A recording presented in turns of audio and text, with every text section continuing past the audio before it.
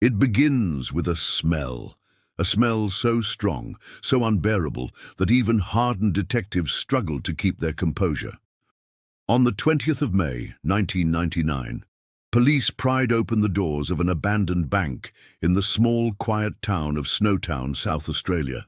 From the outside, the building looked ordinary, just another relic of a town long past its prime. But inside, behind the locked doors of a disused vault, they discovered something that would haunt Australia forever.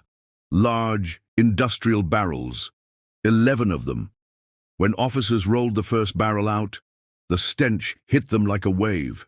Inside were human remains, decomposed, distorted, sealed in acid and plastic to mask the horror.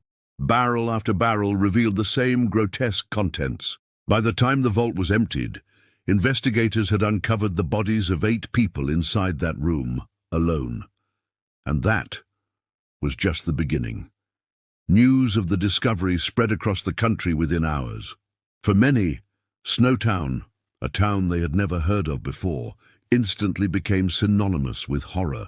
The media would soon call it the bodies in barrels case. One of the most disturbing criminal investigations in Australian history. But here's the chilling truth. This wasn't a one-off crime or a single night of madness. What police had uncovered was the end of a long chain of killings, a spree that stretched across nearly a decade. 12 victims in total, men, women, even teenagers. And the killers? They weren't faceless monsters lurking in the shadows. They were men living among ordinary people, all while hiding one of the darkest secrets the nation had ever seen. So how did it start? How did a group of small-town men, bound together by hatred, greed, and manipulation, descend into this abyss of cruelty? And why did it take authorities so many years to see the truth? To understand Snowtown, we need to go back to where it began, to the very first victim. To understand Snowtown, we first need to understand the man at its center, John Justin Bunting. On the surface, he looked ordinary, a factory worker, a partner, a neighbor, but behind closed doors, Bunting carried a deep, festering hatred. He despised certain groups of people, gay men, transgender women, people with disabilities, anyone he considered weak or dirty. And in his mind, he wasn't just another man with prejudices. He saw himself as a soldier, a vigilante, someone chosen to clean up society. Of course, that was nothing more than a mask, because Bunting's crusade wasn't about justice. It was about power, about control, and about feeding the darkest parts of his sadism. He was charismatic in his own twisted way, charming enough to pull others into his orbit, and one by one, he did exactly that. First was Robert Wagner, younger than Bunting, impressionable, and violent by nature. Then came James Vlassakis, a troubled teenager searching for belonging, who would later become both follower and betrayer. And finally, Mark Haydon, a quieter man, but complicit, the one who helped with cover-ups, lies, and disposal. Together, this group would transform into a killing machine, a network of men who fed off each other's cruelty. Under Bunting's leadership, their hatred became a mission, their greed became a motive, and their violence became a way of life. But every story of horror has a beginning, and for Snowtown, it all started with a young man named Clinton Trezise, the first victim. Clinton Trezise was just 22 years old. In August of 1992, he went to visit John Bunting at his home in Salisbury North. It was meant to be a simple social visit, nothing unusual. 2 men talking in a living room. But for Clinton, it would be the last visit he ever made. Without warning, Bunting struck him with a shovel. The blows were brutal, merciless. And in that moment, Clinton Trezise became the first victim. There was no provocation, no motive that made sense, only Bunting's dark urge to see if he could kill. After the murder, Clinton's body was taken away and buried in a shallow grave near Lower Light. For years, nobody knew. His disappearance raised few questions, and the secret lay hidden beneath the soil. It wasn't until 1994, 2 years later, that his remains were finally discovered. By then, the killers were already moving forward, planning more. Clinton's death marked the start of something much larger, a chain of murders that would claim 11 more lives. And their next target was another vulnerable man, a man named Ray Davies. 3 years passed after Clinton Trezise's murder. By December 1995, John Bunting and his circle struck again. Their target was Ray Davies. Ray was 26 years old. He lived in a small caravan in the backyard behind Suzanne Allen's house. He was mentally handicapped, socially isolated, and completely vulnerable. That vulnerability made him the perfect prey. Suzanne Allen accused Ray of being a pedophile. Whether true or not didn't matter. For Bunting, the label was enough to justify what came next. Together with Robert Wagner and with Elizabeth Harvey's help, Bunting tortured Ray Davies and then murdered him.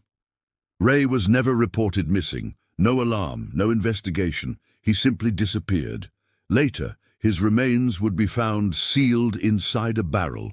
For Bunting and his group, Ray's death proved one thing, that they could target the weak and no one would stop them. And soon, they would turn on someone much closer to their circle, Suzanne Allen herself.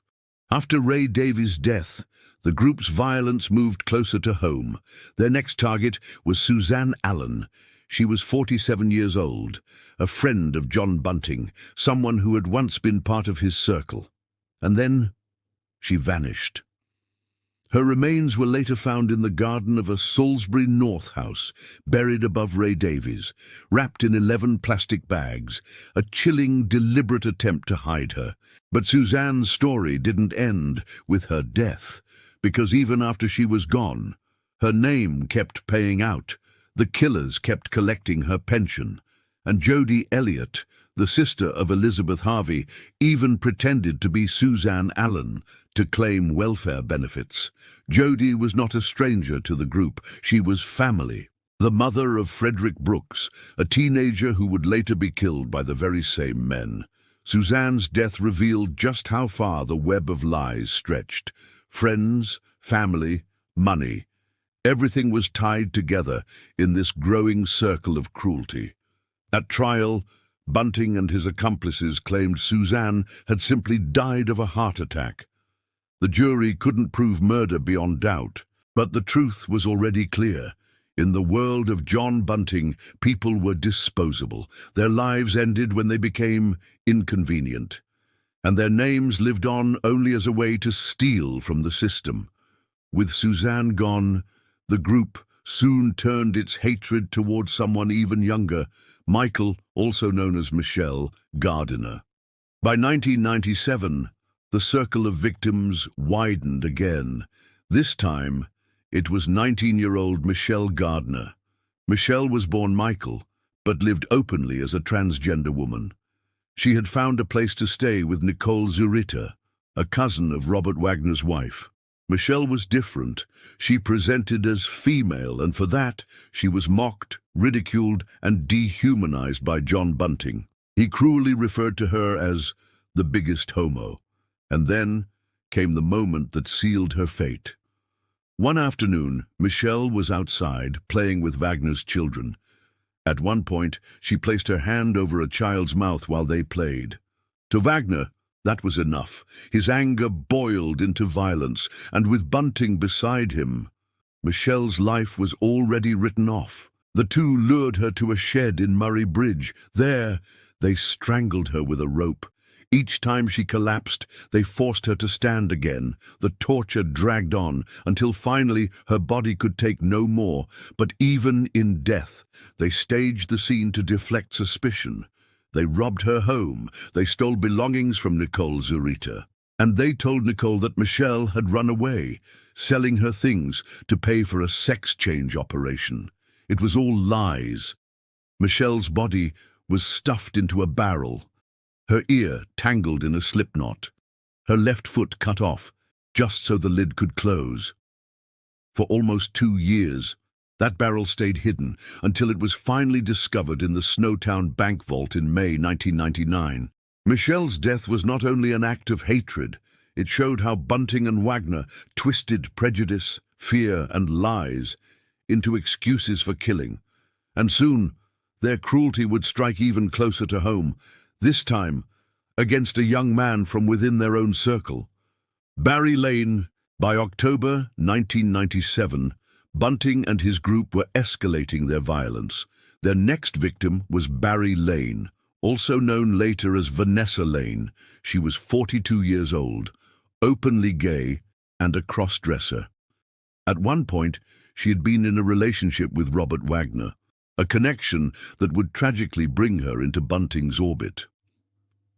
Bunting had first met Lane in 1991 when he moved to Salisbury North. He accepted her into his circle because Lane kept him informed about the activities of local pedophiles. But trust meant nothing in Bunting's world. When Lane was accused of molesting a local boy, her life spiraled further. Her house on Bingham Road was firebombed, and Wagner left her. Yet Bunting's control over her remained. By 17th October 1997, Bunting, Wagner, and Thomas Trevelyan picked her up. Following Bunting's orders, Lane called her mother and verbally abused her, while Trevelyan prompted her from the background. Lane then hung up, claiming she wanted nothing further to do with her family.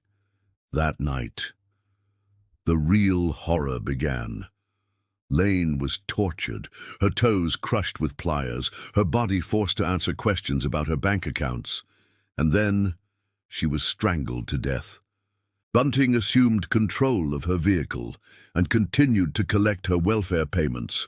When police finally discovered the Snowtown bank vault in May 1999, Lane's dismembered body was found in a barrel alongside Michelle Gardner. Her murder was brutal, calculated, and deeply personal. Bunting's pattern was clear. Trust, loyalty, even prior friendships meant nothing. If you were in his way, you were expendable. Next came Thomas Trevelyan, a younger victim intimately tied to Lane and the killers themselves. After Barry Lane's murder, the killer's focus turned to Thomas Eugenio Trevelyan. Thomas was 18 years old.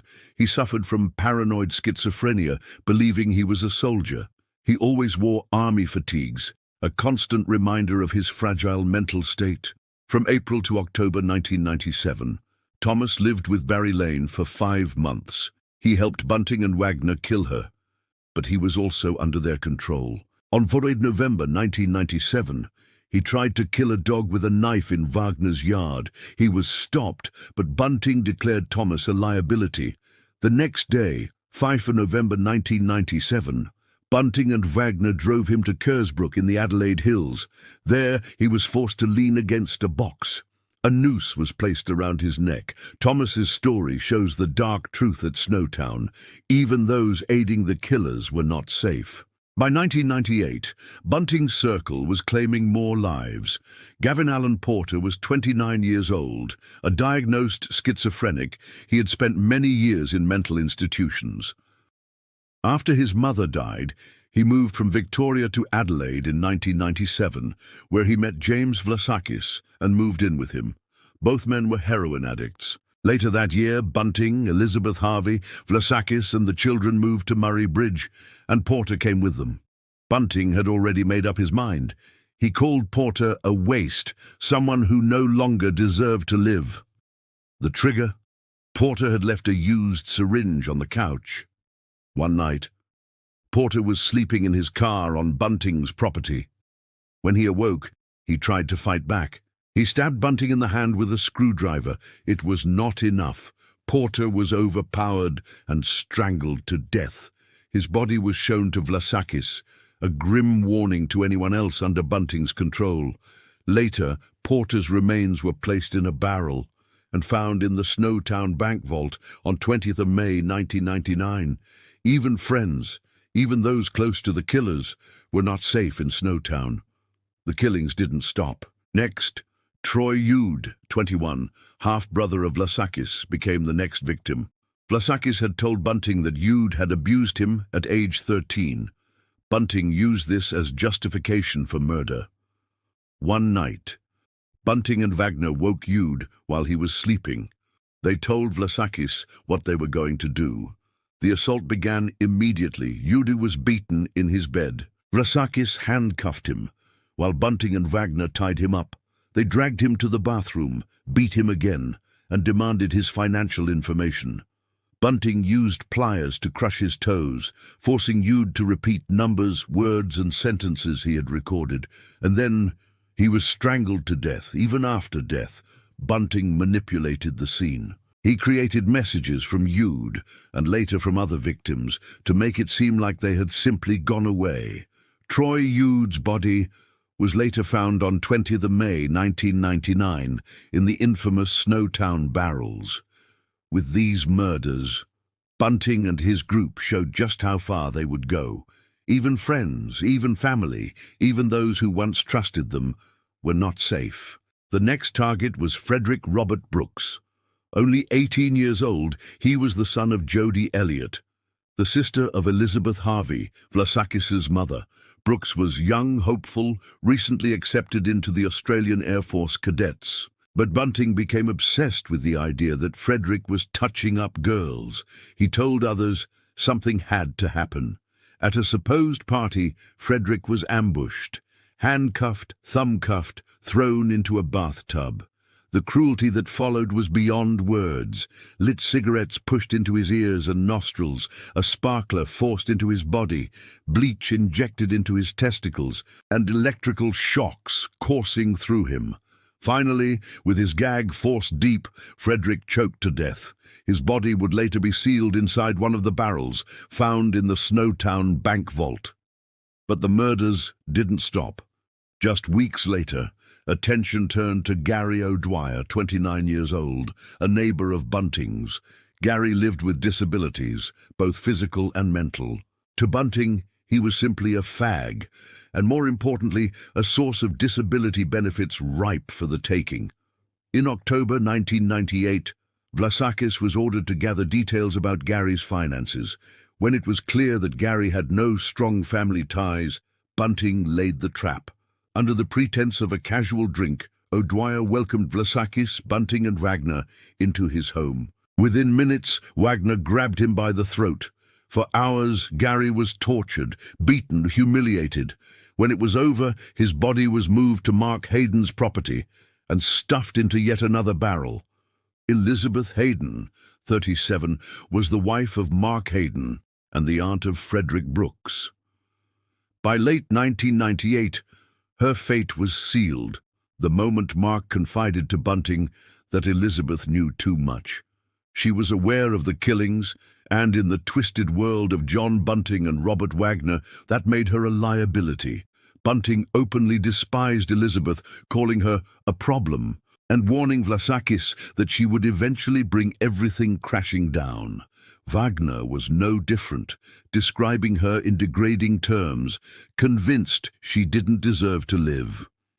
On November 21st, 1998, with her husband and children conveniently out of the house, Bunting and Wagner went to Elizabeth's residence. She was ambushed, dragged into her bathroom, and subjected to torture before being strangled. A rope was left around her neck, and a gag was taped into her mouth, a cruel, deliberate display of dominance. Later that night, Mark Haydon was allegedly shown her remains. Shockingly, instead of outrage, he is said to have laughed. Elizabeth's body was sealed in a barrel, just like the others, when police finally uncovered the horrors inside the Snowtown bank vault on May 20th, 1999. Her remains were among them. David Johnson, 24 years old, was the stepbrother of Vlassakis. From the beginning, Bunting despised him. He mocked David for his obsession with cleanliness, his neat appearance, calling him a yuppie and a faggot. To Bunting, David Johnson wasn't just disliked, he was marked. Bunting started talking about getting him and pressured Vlassakis to lure his own stepbrother to Snowtown. On May 9, 1999, Vlassakis told David there was a computer for sale, turned cheap, inside the old bank building in Snowtown.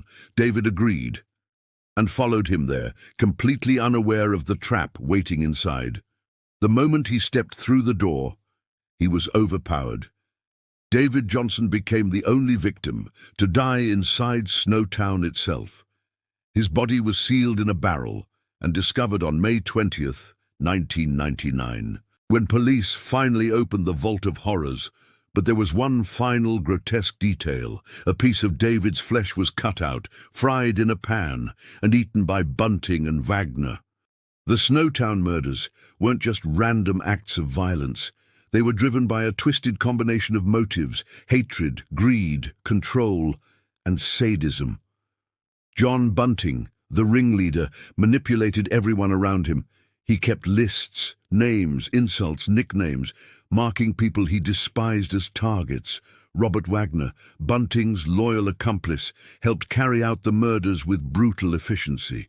He often assisted in the torture, showing a disturbing enjoyment of the crimes. James Vlassakis, the youngest of the group, was manipulated from an early age.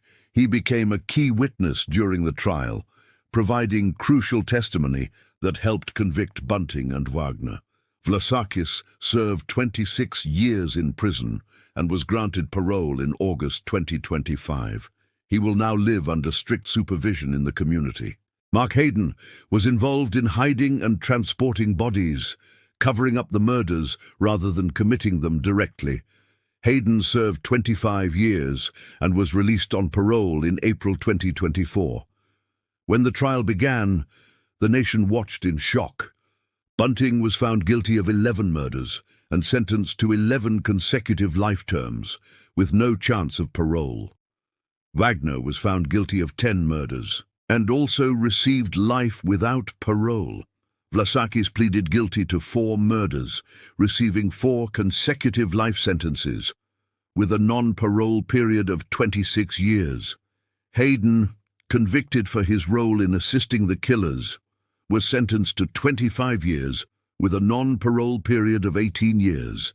The aftermath of the trial forced Australia to confront the horrifying reality that these killers had been ordinary people, living in communities, embedded in families, manipulating others into committing unthinkable acts.